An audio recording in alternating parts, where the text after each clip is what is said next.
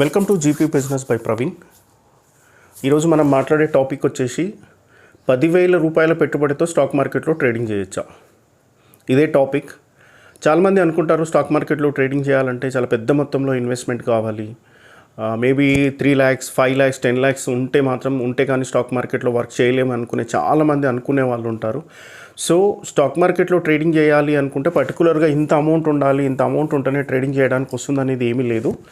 So ఈ 10,000తో trading చేయడానికి ఉన్న ఛాన్సెస్ ఏముంటాయి, ఏ రకంగా 10,000తో ట్రేడింగ్ చేయొచ్చు అనే దాని మీద మనం ఈరోజు మాట్లాడదాం. ఈ వీడియోని కనుక మీరు చివరి వరకు చూస్తే మీకు క్లారిటీ వస్తుంది. సో ఒక కస్టమర్ వచ్చేసి 10,000 రూపీస్ కనుక ఇన్వెస్ట్ చేసిన తర్వాత ఎలా ట్రేడ్ చేయాలి. సో పెట్టుబడి 10,000 పెట్టాము, పెట్టుబడి 10,000 పెట్టిన తర్వాత నాకు డైలీ 10,000 కావాలి అంటే ఇట్స్ హైలీ ఇంపాసిబుల్. మీరు 10,000 పెట్టుబడితో ట్రేడింగ్ చేయడము ఓకే, 10,000 పెట్టుబడితో మీరు పెట్టుబడి పెట్టడం కూడా అందులో కూడా ఏ ప్రాబ్లం లేదు. కానీ పెట్టిన పెట్టుబడి మీద మనం ఎక్స్పెక్టేషన్సే మనకు main important thing. For example, మీకు స్టాక్ మార్కెట్ మీద మీకు ఎలాంటి అవేర్నెస్ లేదు, స్టాక్ మార్కెట్ అంటే తెలియదు, అసలు ఏం తెలియదు. బట్ ఏంటంటే మీరేంటి అంటే స్టాక్ మార్కెట్లో ఒక 10,000తో ట్రేడింగ్ చేద్దాము అనే ఆలోచన మీకు వచ్చింది. అట్లాంటప్పుడు 10,000తో నిజంగా 10,000 మనము లాస్ అవుతామా, లేకపోతే 10,000తో మనం సక్సెస్ అవుతామా అని చాలామంది అనుకుంటారు. సో అట్లాంటి వాళ్ళ కోసమే ఈ వీడియో. సింపుల్గా చెప్పాలి అని అంటే స్టాక్ మార్కెట్లోకి మీరు రావాలంటే చిన్న చిన్న విషయాలు నేర్చుకోవాలి, బేసిక్స్ నేర్చుకోవాలి. స్టాక్ మార్కెట్ అంటే ఏంటి, కొనడం అంటే ఏంటి, అమ్మడం అంటే ఏంటి, ఇట్లాంటి చిన్న చిన్న విషయాలు ఏవైతే ఉంటాయో అవి తెలుసుకున్న తర్వాత మీరు స్టాక్ మార్కెట్లో 10,000తో ఇన్వెస్ట్మెంట్ చేయాలి, 10,000తో ట్రేడింగ్ చేయాలి, లేదు అంటే 10,000తో డబ్బులు సంపాదించాలి. ఇదే కదా మీ కాన్సెప్ట్. 10,000 పెట్టుబడితో డబ్బులు సంపాదించడం వస్తుందా రాదా, సింగిల్ పాయింట్ ఎజెండా. సో ఇక్కడ ఏంటి అని అంటే 10,000తో డబ్బులు సంపాదించవచ్చు. మనం కొన్ని సిస్టమ్స్ ఫాలో అవుతే డెఫినెట్గా 10,000తో కూడా మనం డబ్బులు సంపాదించడానికి చాలా సోర్సెస్ ఉంటాయి. ఇలా ఇప్పుడు సపోజ్ ఫర్ ఎగ్జాంపుల్ మీ దగ్గర 10,000 రూపీస్ ఉన్నప్పుడు మీరు వచ్చేసి 2,000 3,000 వర్త్ ఉన్న స్క్రిప్ట్స్, షేర్స్, 2,000 వాల్యూ ఉన్న షేర్స్, 3,000 ఉన్న వాల్యూ ఉన్న షేర్స్ కొంటాము అంటే అది వర్కౌట్ అవ్వదు. సో మీరున్న పెట్టుబడికి మీరు ఎక్స్పెక్టేషన్స్, 10,000 రూపాయలు మీరు పెట్టుబడి పెడుతున్నప్పుడు మీరు ఎంత ఎక్స్పెక్ట్ చేస్తున్నారు, అది మెయిన్ ఇంపార్టెంట్ థింగ్ ఇక్కడ. సో మీరు 10,000 రూపాయలు పెట్టుబడి పెట్టినప్పుడు ఎలా ట్రేడ్ చేయాలనేది ఫస్ట్ తెలుసుకోవాలి. మనం 10,000 రూపాయలు పెట్టుబడి పెడుతున్నప్పుడు మనం ఎలాంటి స్క్రిప్ట్స్ సెలెక్ట్ చేసుకోవాలనేది ఇంపార్టెంట్. మనము ఆల్మోస్ట్ 10,000 రూపాయలు మన దగ్గర ఉన్నాయంటే 100 లోపు ఉన్న స్క్రిప్ట్స్ సెలెక్ట్ చేసుకోవాలి. Scripts means shares. 100 రూపాయలు 150 రూపీస్ ఉన్న షేర్స్ని కనుక సెలెక్ట్ చేసుకుంటే మనకు ఆల్మోస్ట్ ఒక 100 షేర్స్ కానీ లేదు అనంటే 50 షేర్స్ లోపు మనకు వచ్చే అవకాశం ఎక్కువగా ఉంటుంది. సో ఒకవేళ మనం 3,000 4,000 5,000 రూపీస్ వర్త్లో కనుక ఉన్న షేర్స్ కనుక కొంటే ఏమైపోతుంది అంటే మనకు షేర్స్ ఎక్కువగా రావు, మనకు ప్రాఫిట్ రావాలి అంటే సపోజ్ ఫర్ ఎగ్జాంపుల్ మీరు ఒక 5 షేర్స్ తీసుకున్నారనుకోండి, మీకు అట్లీస్ట్ ఒక 500 రూపీస్ రావాలి అన్నా కూడా ఆల్మోస్ట్ మీకు ఒక 100 రూపీస్ మూమెంట్ ఉండాలి, పైకి కిందికి ఉండాలి. సో ఇట్లాంటి మూమెంట్లో ఏంటంటే మీరు హై రేట్ ఉన్న షేర్స్ జోలికి వెళ్తేనంటే ఏమైపోతుందంటే మీకు ప్రాఫిట్స్ రావడం చాలా తక్కువగా ఉంటుంది.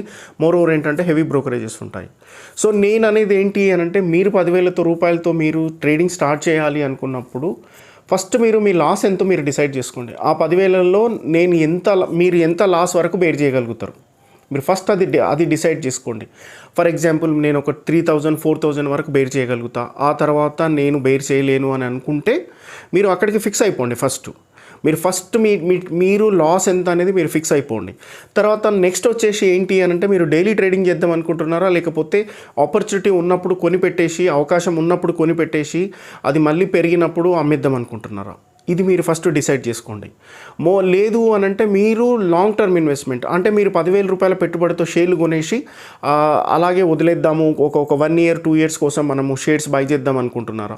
సో ఇలాంటివన్నీ మీరు 10,000తో స్టార్ట్ చేసేటప్పుడు ఇవన్నీ మీరు ఫస్ట్ డిసైడ్ చేసుకోవాలా. మీరు లేదు నేను ఎవ్రీడే ట్రేడింగ్ చేయాలి అనుకున్నప్పుడు మీరు ఆ ట్రేడింగ్ చేయాలి అనుకుంటే ఏం చేయాలి, మీరు ప్రతిరోజు ట్రేడ్ చేసి ఎంతో కొంత అమౌంట్ జనరేట్ చేయాలి అనుకుంటే డెఫినెట్గా మీరు దానికి సంబంధించిన నాలెడ్జ్ గెయిన్ చేయాలి, దానికి సంబంధించిన వర్కౌట్స్ కూడా మీరు చేయాలి, వర్క్ కూడా కంపల్సరీగా చేయాలి. ఏం చేస్తే మనము పర్టికులర్ అమౌంట్ ఎర్న్ చేయగలుగుతాం.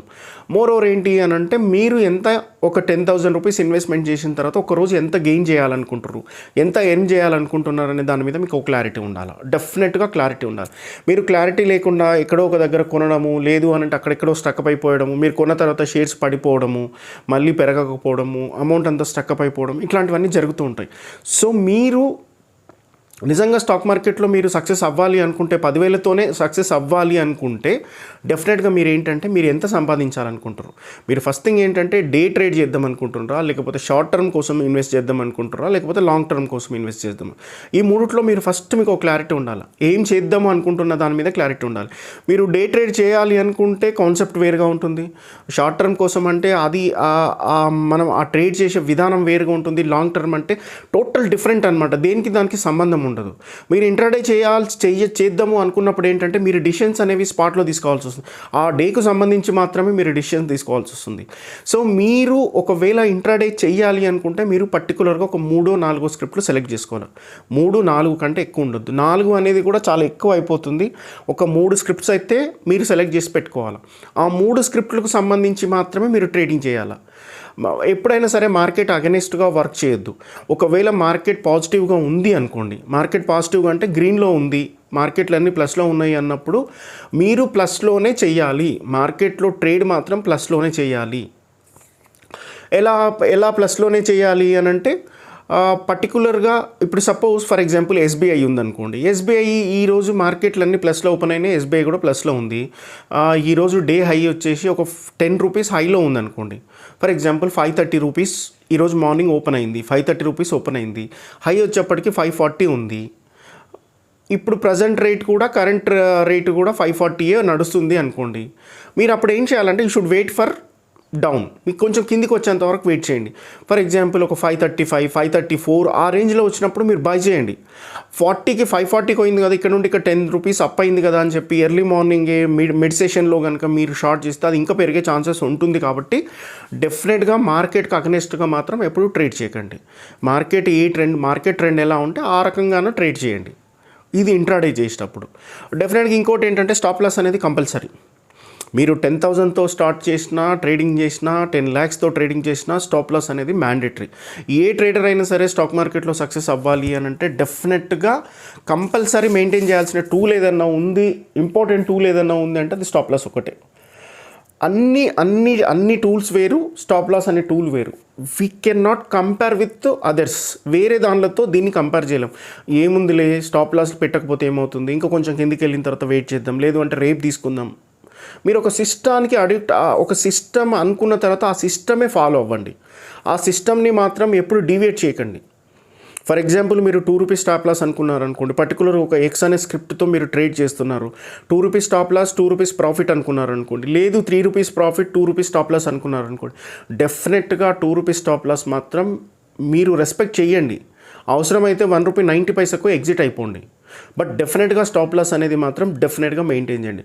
స్టాప్ లాస్ మీరు ఎంత మెయింటైన్ చేస్తే మీకు అన్ని ఆపర్చునిటీస్ వస్తాయి.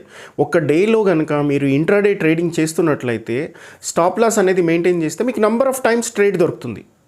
మీరు లేదు స్టాప్ లాస్ పెట్టట్లేదు, నేను స్టాప్ లాస్ వద్దు, నాకు ఒకటే ట్రేడ్ చేయాలనుకుంటే ఫైన్, అది మీ ఇష్టం. అది లేదు నేను నెంబర్ ఆఫ్ ట్రేడ్ చేయాలి, ఒక 3-4 ట్రేడ్స్ చేయాలి, కానీ నేను ఎక్కడో స్ట్రక్అప్ అయిపోయినా, నాకు ట్రేడ్ చేయడానికి ఛాన్స్ దొరకట్లేదు అని అంటే అది ప్రాబ్లం అవుతుంది.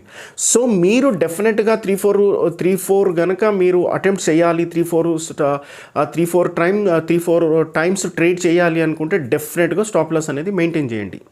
స్టాప్ లాస్ అనేది సింపుల్ అండి, మన మనీని సేవ్ చేస్తుంది, మన మనీని ప్రొటెక్ట్ చేస్తుంది. ఎక్కువ మొత్తంలో పోయే డబ్బుల్ని పోకుండా ఆపేదే స్టాప్ లాస్. సో మీరు కనుక ఈ స్టాప్ లాస్ని కనుక మెయింటైన్ చేస్తే మీరు చాలా ఎక్కువ రోజులు స్టాక్ మార్కెట్లో ట్రేడింగ్ చేయడానికి ఛాన్సెస్ చాలా ఎక్కువగా ఉంటుంది. సో మీరు 10,000 రూపీస్ ఇన్వెస్ట్ చేసిన తర్వాత డెఫినెట్గా మీరు ఆలోచించాల్సింది ఏంటంటే ఒకరోజు మనం ఎంత అమౌంట్ కోసం మనం ట్రేడ్ చేస్తున్నాం అనేది కూడా మీరు డిసైడ్ చేసుకోవాలి.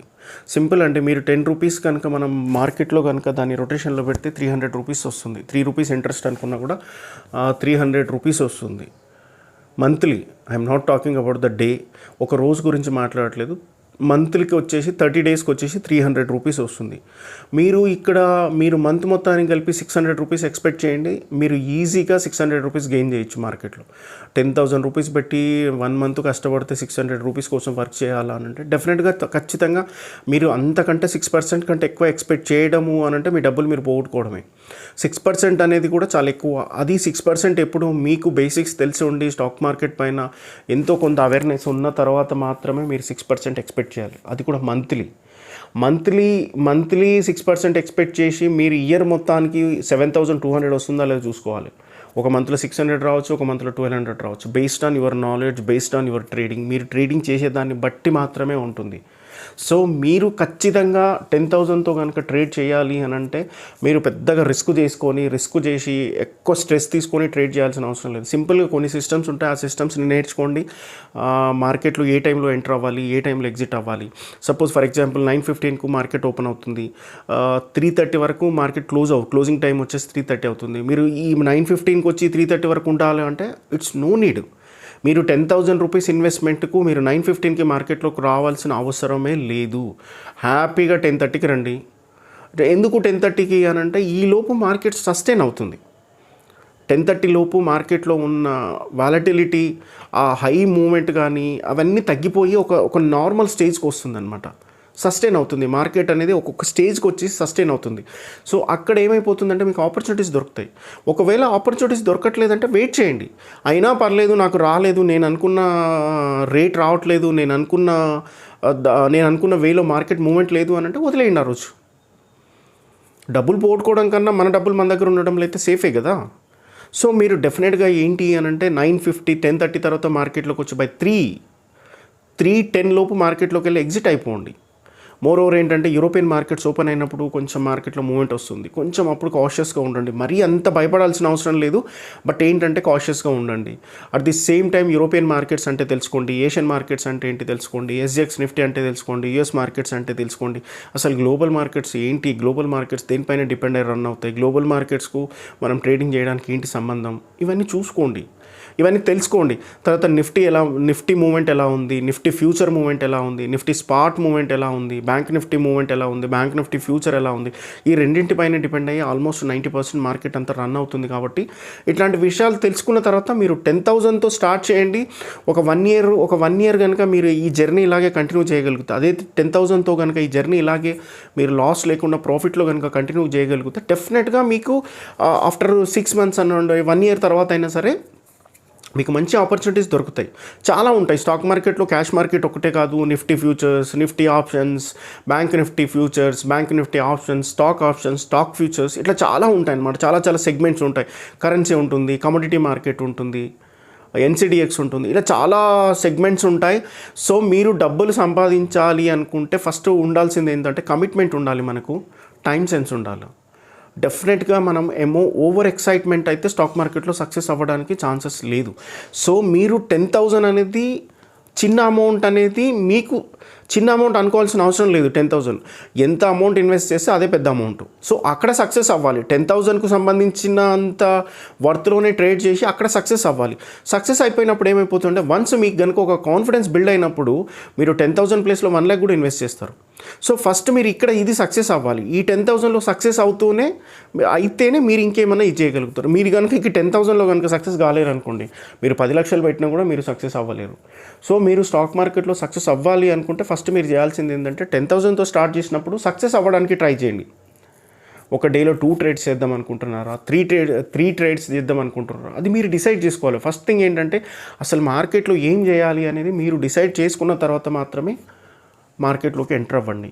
ఫస్ట్ తెలుసుకోండి, మార్కెట్ గురించి తెలుసుకొని కొంచెం నాలెడ్జ్ గెయిన్ చేసిన తర్వాత మాత్రమే మీరు 10,000 పెట్టుబడితో ట్రేడ్ చేయొచ్చు, 5,000తో చేయొచ్చు, ఈవెన్ 1,000 రూపీస్తో కూడా ట్రేడ్ చేయొచ్చు. నేను చెప్పాను కదా, ఇంట్రాడే చేయొచ్చు, షార్ట్ టర్మ్ చేయొచ్చు, లాంగ్ టర్మ్ చేయొచ్చు అని చాలా సెగ్మెంట్స్ ఉంటాయి. అంటే రకరకాల వ్యక్తులు, రకరకాల సెగ్మెంట్స్ ఉంటాయి. కాబట్టి మీరు ఎలా కావాలనుకుంటే అలా ట్రేడ్ చేయొచ్చు.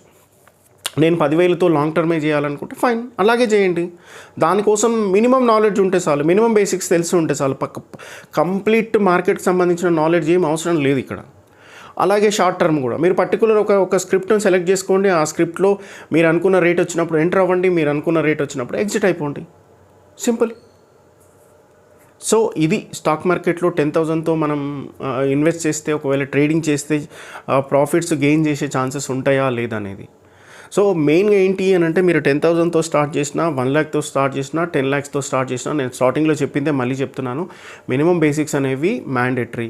మీకు బేసిక్స్ లేకుండా, మినిమం బేసిక్స్ తెలియకుండా మీకు నేను గ్రాఫ్ చూస్తాను, లేదు అని అంటే నేను ఫండమెంటల్స్ చూస్తాను, వాల్యూమ్స్ చూస్తాను, మీరు ఏం చూసినా మీకు బేసిక్స్ లేనప్పుడు మీరు ఎప్పుడూ సక్సెస్ అవ్వలేరు. ఈరోజు డబ్బులు రావచ్చు, బట్ రేపు పొద్దున డెఫినెట్గా డబ్బులు వెళ్ళిపోతాయి.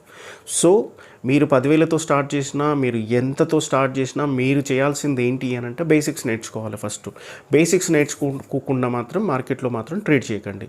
So this is my suggestion. మీరు పాజిటివ్గా తీసుకుంటే పాజిటివ్గా తీసుకోండి, లేదు అంటే అది మీ ఇష్టం. సో మీకు నేను చెప్పిన దాంట్లో ఏమైనా డౌట్స్ ఉన్నా, నేను కరెక్ట్గా చెప్పినా చెప్పలేదు అనుకున్నా కూడా మీరు ఏదైనా చెప్పాలనుకుంటే కామెంట్ బాక్స్లో కామెంట్ చేయండి, అది నాకు హెల్ప్ అవుతుంది.